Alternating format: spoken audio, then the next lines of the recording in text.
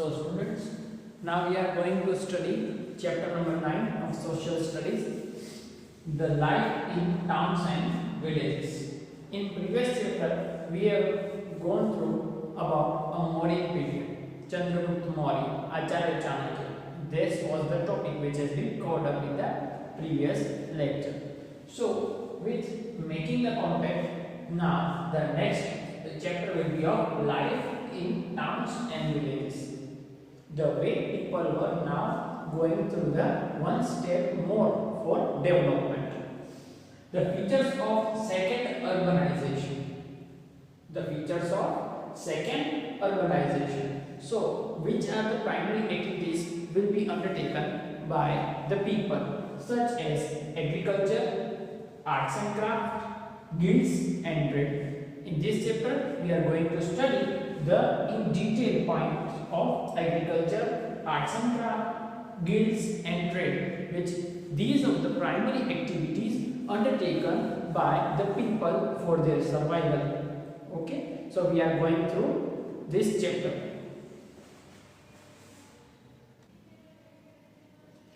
Okay students, so chapter number 9, life in towns and villages. The second urbanization. The second urbanization took place in the post-Mauryan period. Post-Mauryan means after the Mauryan period, which we have discussed the in detail points of Acharya Chanakya ji and Chandragupta Maurya.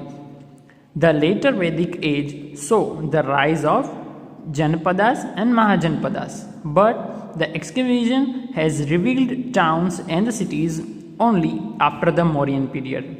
The development and the town planning cities was only seen after the Mauryan period. Around 300 before Common Era BCE, there was a change in the landscape of India from the rural to cities and town. This was the change which was notified in India. This phase was known as second urbanization. This phase was known as second urbanization.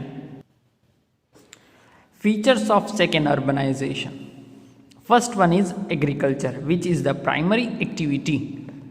The most important factor which encouraged the urbanization was the advancement, means to make the development further in the agriculture activity. The first point is the use of iron tools. Now we will be studying this main point for the use of iron tools.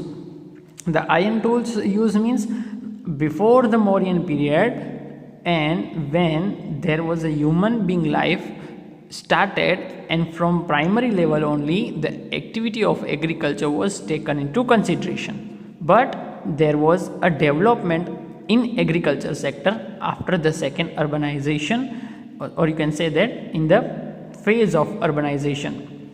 The use of iron tools implementing in this period was very useful for clearing the forest, so that the cleared land could be used for cultivation. Iron tools were used to clear the land of the forest and to used in cultivation or in agriculture activity.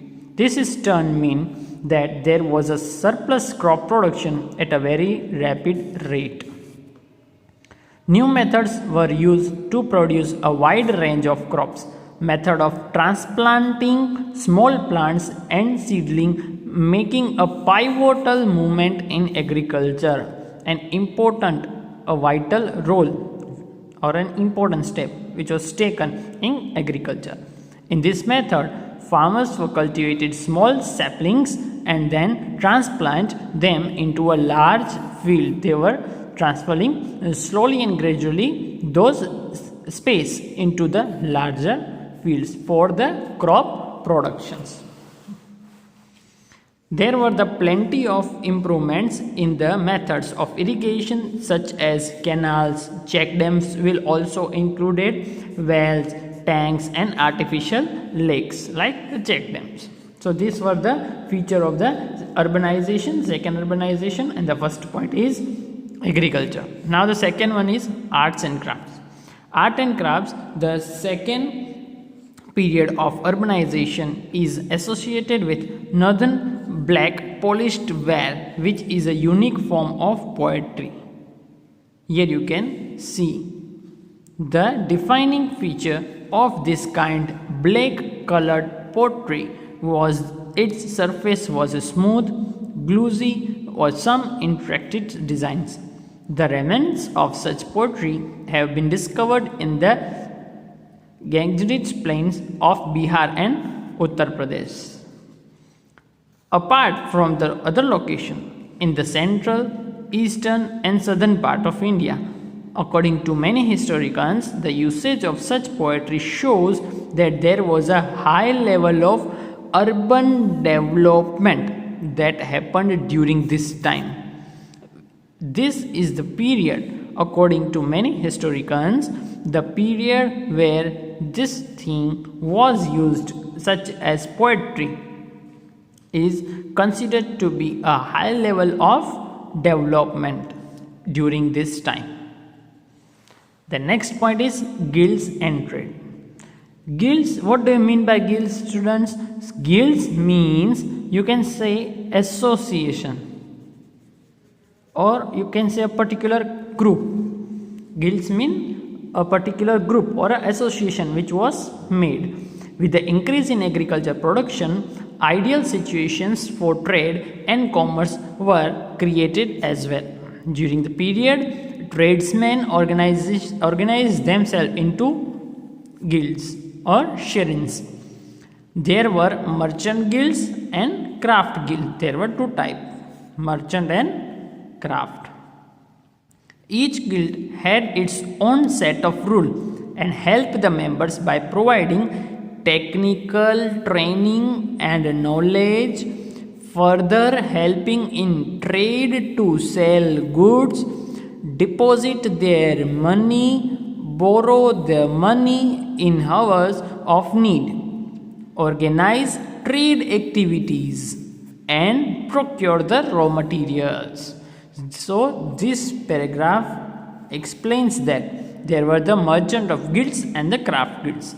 They were having some of the rules or helping the members in technical training and knowledge, sale of the good, buying and borrowing and depositing their money, organizing the trade activity with, and also providing the sufficient raw material which used for the purpose of business.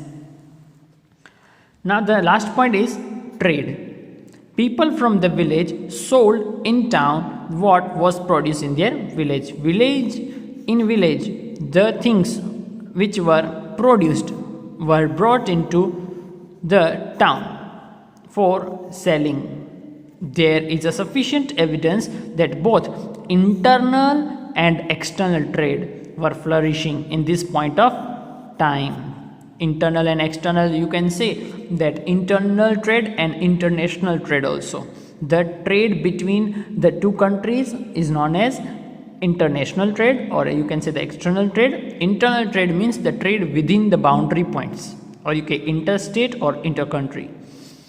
Maritime means the trade which is used for the purpose of sea.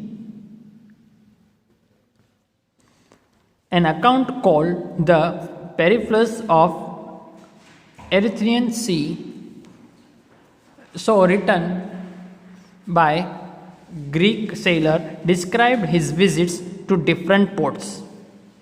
The account tells us that in the northern part of India, brocades, coral, glass vessels, money and wine were imported. Maritime Board, which is explained that the trade between the various countries in the sea route, with the help of the sea route, okay, so the things were imported and exported. Imported means you are buying the goods or a commodity from other countries, that is known as import, and you are selling the good or a commodity to the other countries will be known as exporting.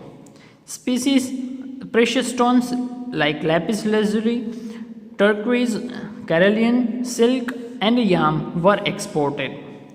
New trade links and the routes were set up between northern and the southern part of India.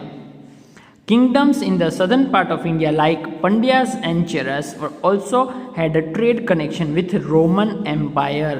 They were having the connection of the trade in Roman with the Roman Empire also. So we will continue further in the next lecture with the topic of urban centers.